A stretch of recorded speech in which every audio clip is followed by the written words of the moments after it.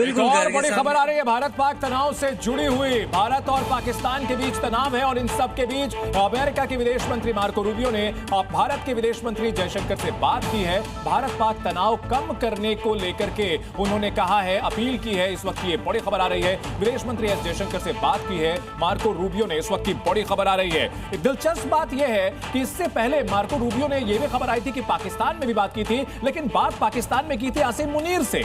अब दिलचस्प बात यह है कि भारत में पॉलिटिकल लीडरशिप है जो कि किसी भी डेमोक्रेसी में होती है, लेकिन पाकिस्तान में जब बात की थी तो वहां की गई थी बात आसिम मुनीर के साथ। और यही हकीकत है, यही बताता है रामकृपाल सर की पाकिस्तान की हकीकत क्या है। वहां सारे फैसले वहां का जनरल कट्टर मौलाना मुनीर लेता है।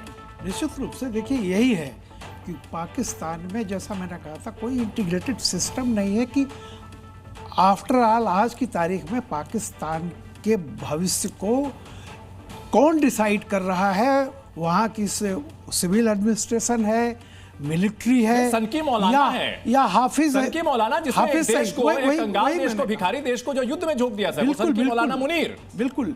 और यही चीज जो है, इसी कारण से पाकिस्तान इतना पिट रहा है और कोई भी वहां डिसीजन नहीं ले पा रहा है जी। अब देखिए, शरीफ से बात कभी कोई करता है, कभी कोई मुनीर से करता है। शहबाज शरीफ से बातचीत का तो कोई मतलब नहीं। मुझे तो लग रहा है कि मौलाना मुनीर भी जो है शरीफ से बात नहीं कर रहा होगा। अब तो डायरेक्ट अब अमेरिका भी 1 to 1 सीधे मुनीर से ही बात कर रहा है, क्योंकि मालूम है कंट्रोल किधर है। सीडीएस और रक्षा मंत्री की बैठक जो चल रही थी वो खत्म हो गई है। ये बड़ी अपडेट सामने आ रही है। राजनाथ सिंह के घर से बैठक के बाद सीडीएस निकले हैं। हमने इससे पहले आपको सीडीएस को जाते हुए भी दिखाया था। ये जो बैठक चली है, ये बैठक खत्म हो चुकी है। अब सेना की प्रेस कॉन्फ्रेंस भी सामने आ चुकी है। आगे की स्ट्रेटेजी को लेकर के जाहिर तौर पर इस पर चर्चा हुई होगी। अगर नीरज पांडे हमारे साथ मौजूद हैं तो उनसे हम अपडेट लेना चाहेंगे।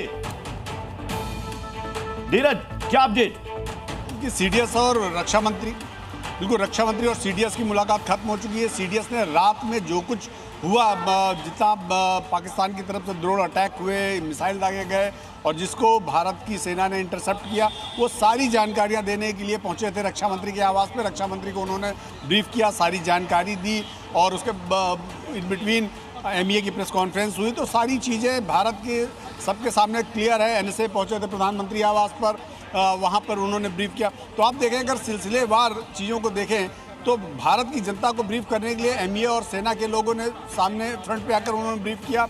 रक्षा मंत्री को सीडीएस ने ब्रीफ किया और एनएसए ने प्रधानमंत्री को ब्रीफ किया। तो ये क्रोनोलॉजी है, दरअसल ये कम्युनिकेशन का लेवल है, माध्यम है और प्रोटोकॉल भी से आप समझिए। और मुझे लगता है कि इस तरह की इस सिचुएशन को देखते हुए पाकिस्तान की तरफ से जो हमले करने की नाकाम कोशिश की जा रही है, इस तरह की मीटिंग्स मुझे लग रहा है कि रोजाना 3 से 4 मीटिंग होती रहेगी। नीरज, एक बड़ी खबर आ रही है, पीएम मोदी और एनएसए अजित डोवल के बीच बैठक खत्म हो गई है। नीरज, ये बड़ी खबर बता दे रहे हैं, पीएम मोदी और एनएसए डोवल के बीच बैठक खत्म हो गई है। 1 घंटे 10 मिनट तक प्रधानमंत्री से राष्ट्रीय सुरक्षा सलाहकार अजित डोवल की मीटिंग चली है। और जो हालात बने हुए हैं, पाकिस्तान की ओर से जो लगातार टारगेट करने की कोशिश की जा रही है और भारत की ओर से जो जबरदस्त तरीके से पलटवार किया जा रहा है, नाकाम किया जा रहा है इन हमलों को, इसको लेकर प्रधानमंत्री नरेंद्र मोदी और एनएसए डोवल की बैठक खत्म हो गई है। नीरज, जल्दी से अपडेट दे।